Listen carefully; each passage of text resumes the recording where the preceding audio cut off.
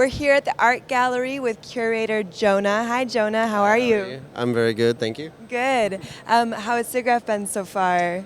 It's been a really exciting conference. I'm really happy with the turnout, and yeah, it's been great. That's great.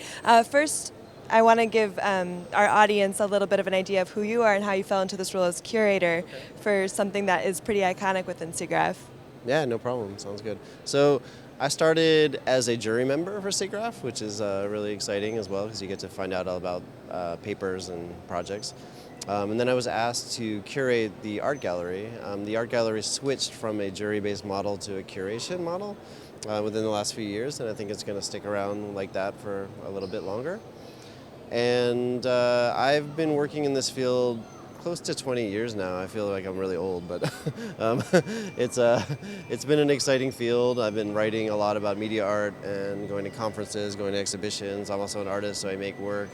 And so this is kind of big grouping of projects that I think were really inspirational, and they all fit into the theme that I've set up for it. That's wonderful. And that theme is? Oh yeah, so the theme is called Data Materialities, and it's really just about thinking about information and data flows that are happening around us all the time, but bringing them into physical spaces, making them tangible, making them things that we can interact with, making them very kind of playful as well, because I feel like data can be a very cold type of subject, but it's good to make it more human and make it more, expressive.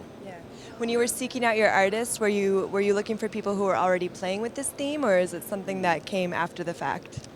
Yeah, it's no, I was looking for artists that worked in this area. Yeah, I mean, I was looking for people that had a strong kind of connection to how they can think about information differently, how they can be critical about information and showing it in new ways. I mean, that's one thing that art does very well, is to position some kind of topic in a way that you've never expected it to be positioned. So if you can think about data, which I said was also sometimes can be kind of off-put or cold, how can you turn that into something playful and more interesting? Yeah. Well, you've certainly succeeded at that. It's a very colorful exhibit you have, very interactive as well.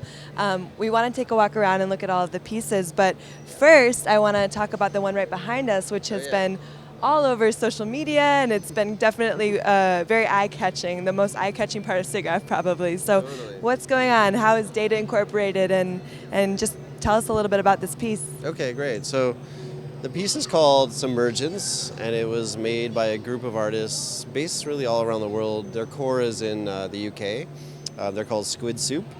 And the project started off actually a few years ago. I think the original version was in 2013. And since then it's been exhibited, I think, in about 5 or 6 different countries.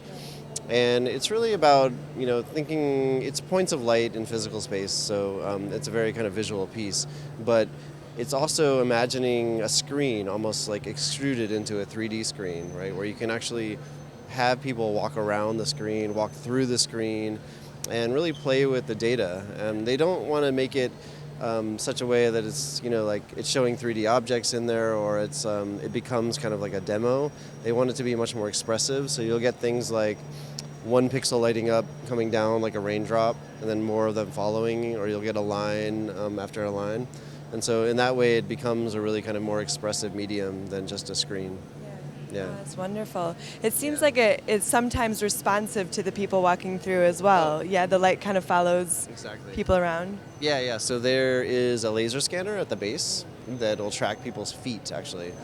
So as people are moving around the 3D space, it illuminates LEDs around them. Yeah. That's great. Well, I want to take another walk through there for sure, but also let's check out some of the other pieces because there's a lot going on here. Great. Cool.